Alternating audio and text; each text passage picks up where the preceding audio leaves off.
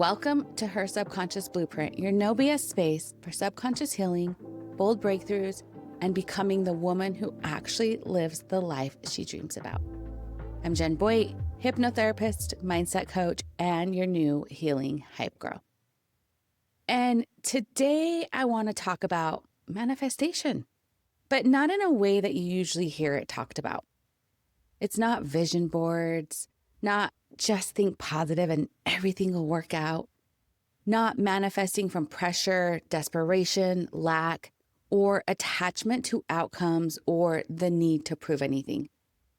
I want to talk about what actually manifested for me in 2025, the tangible things, the real things, the things that still sometimes surprise me when I say them out loud.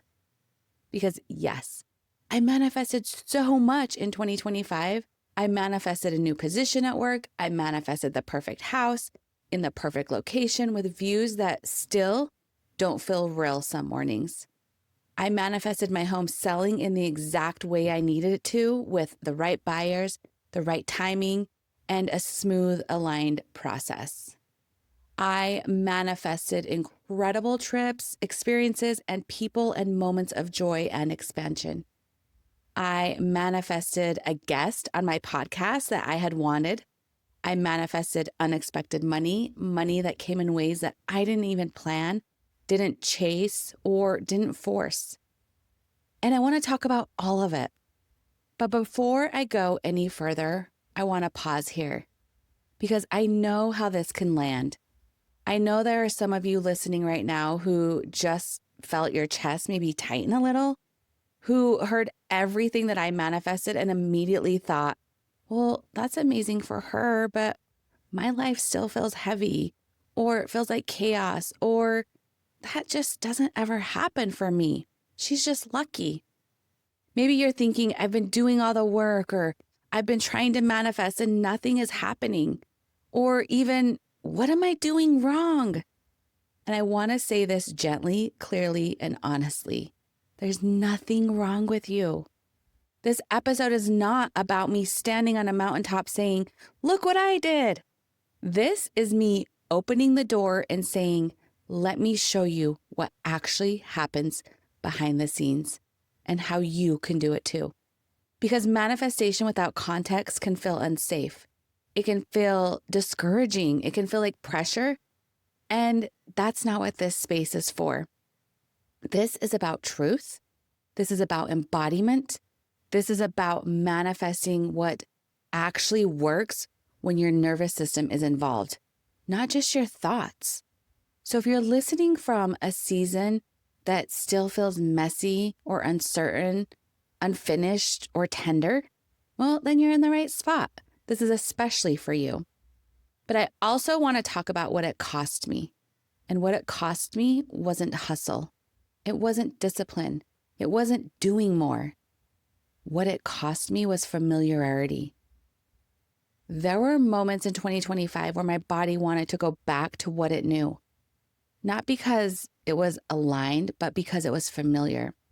Moments where my nervous system said, well, at least we know how to survive this. I had to catch myself when I wanted to over-explain instead of trust. When I wanted to fix instead of feel. When I wanted to people please instead of stand in my truth. And those moments, they weren't dramatic. They were quiet, soft whispers. They looked like pausing before responding to a text or email instead of rushing to prove. They looked like sitting with discomfort instead of smoothing it over. They looked like letting somebody misunderstand me and not correcting it. It looked like just letting go and letting them think what they want. And that was hard for me because for most of my life, being understood felt like safety. Approval felt like protection. Being needed felt like worth. And choosing alignment meant letting that go. Because manifestation isn't magic. It's not alignment if you don't have honesty. Everything I manifested in 2025 required me to become somebody new. Not better, not more worthy, but more honest. For a long time, I thought manifestation was about wanting something bad enough. visualizing harder, doing the right rituals, saying the right affirmations. But what 2025 showed me is that manifestation responds to identity, not desire. You don't manifest what you want. You manifest what you're available for. And availability is created by alignment. Here's one of the most important shifts I made, and something that you can start using immediately. Instead of visualizing outcomes, I started visualizing states of being.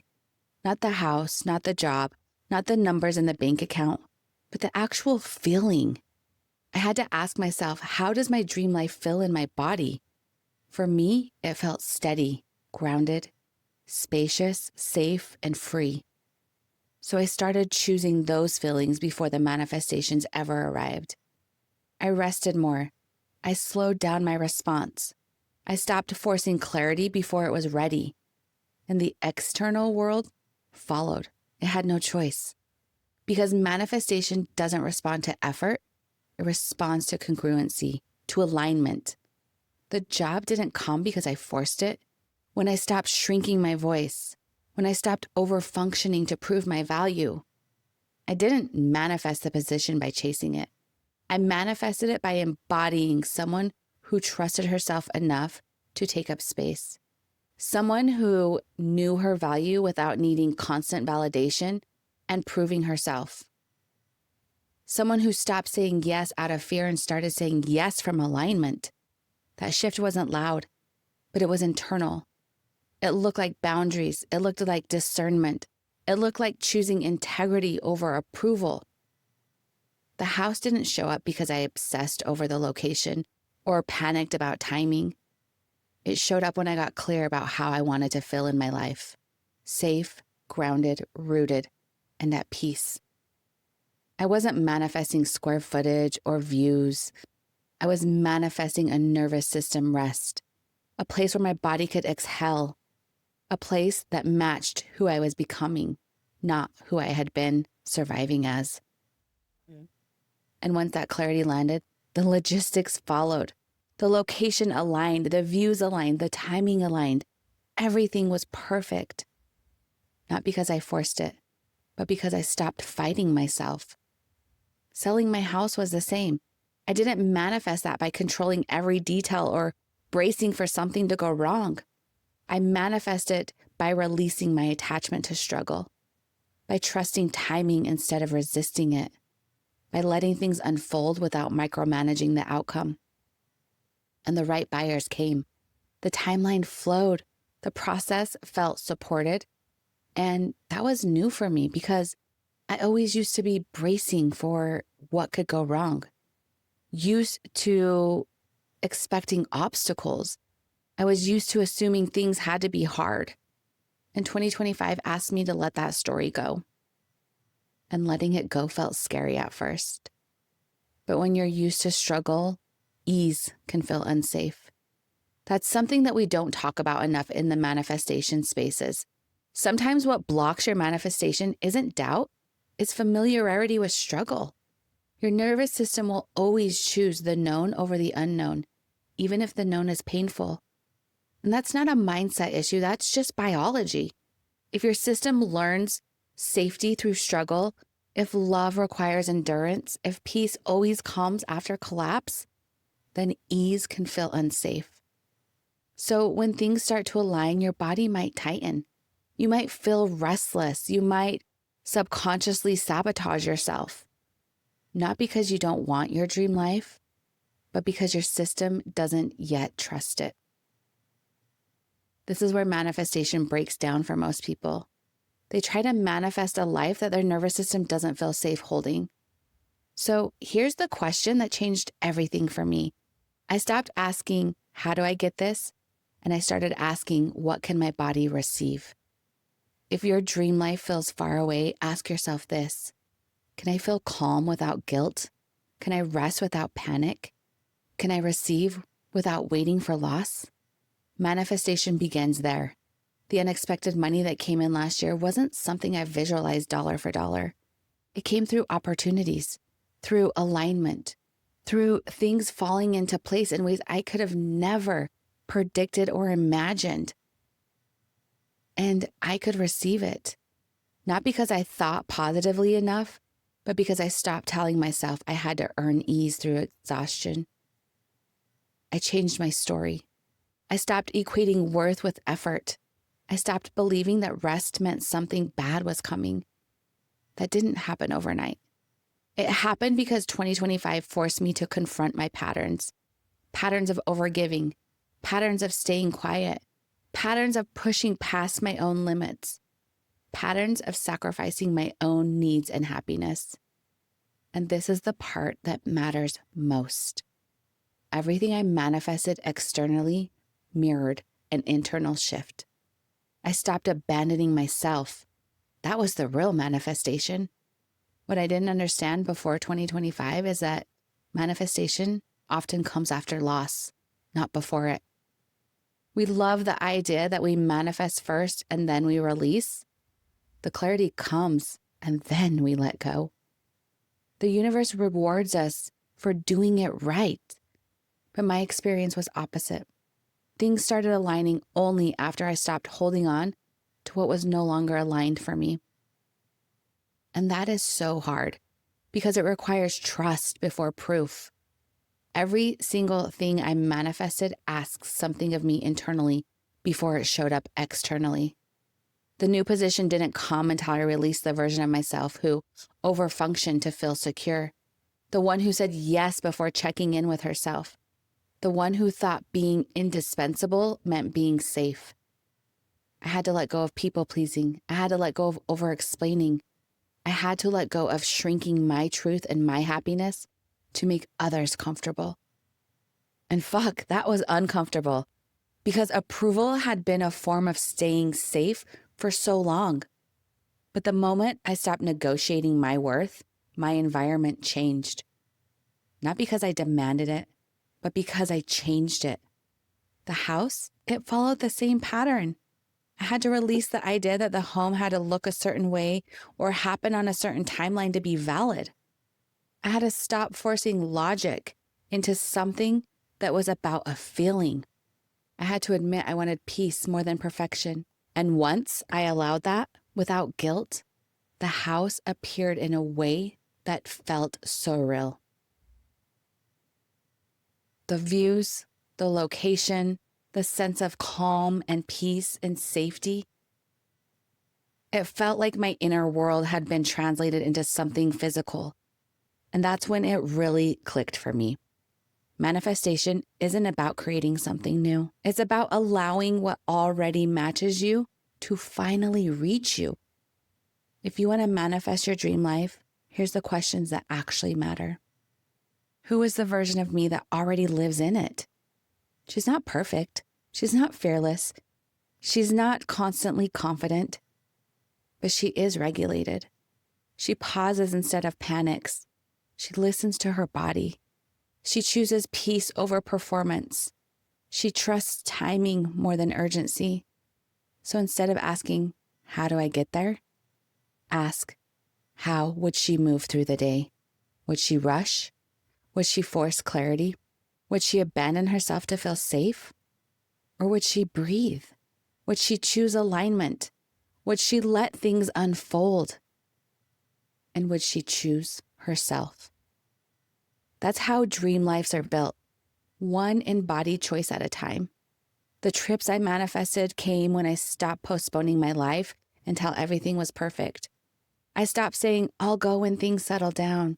I stopped waiting for permission. I stopped treating joy like it was something I had to earn. And joy met me there. Scarcity isn't about numbers. It's about trust.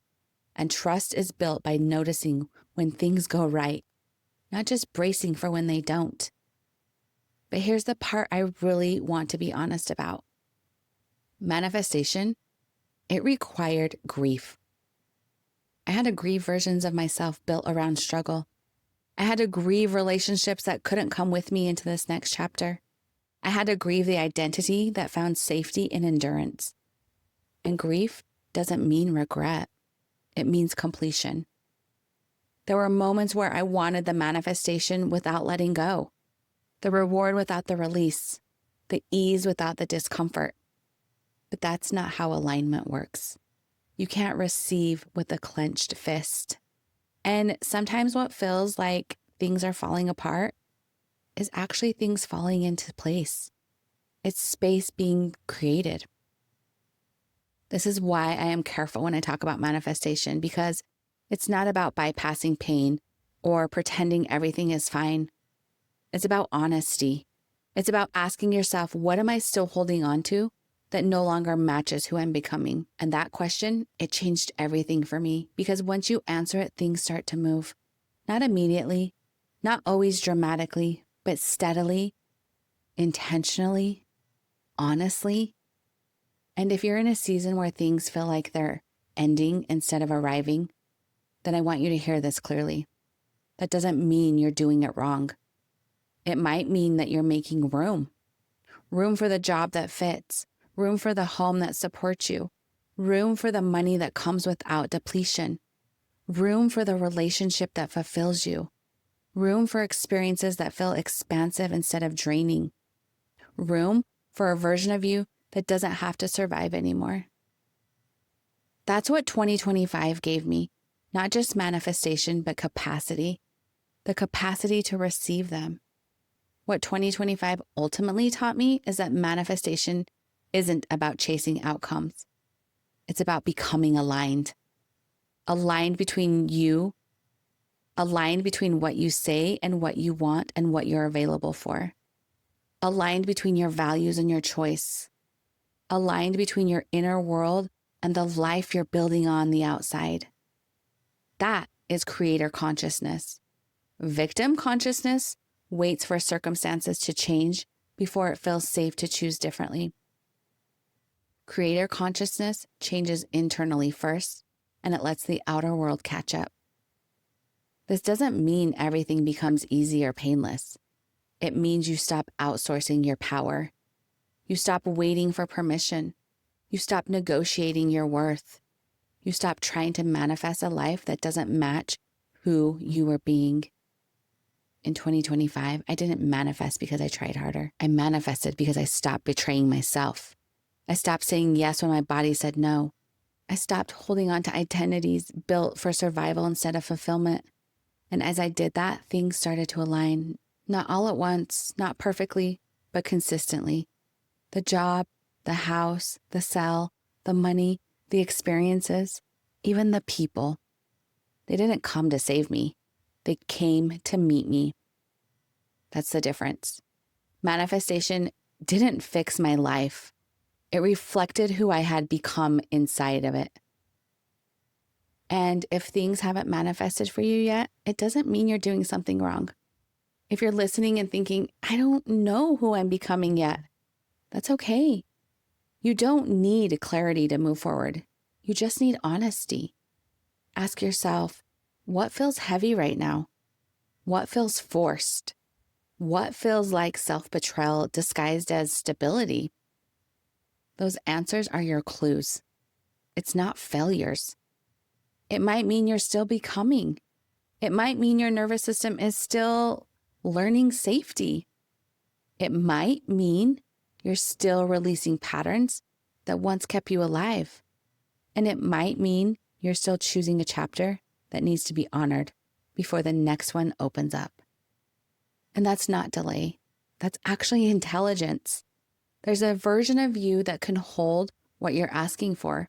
And your job isn't to force the manifestation. Your job is to become her, to live her, to choose her, to rest like her, to speak like her, to trust like her.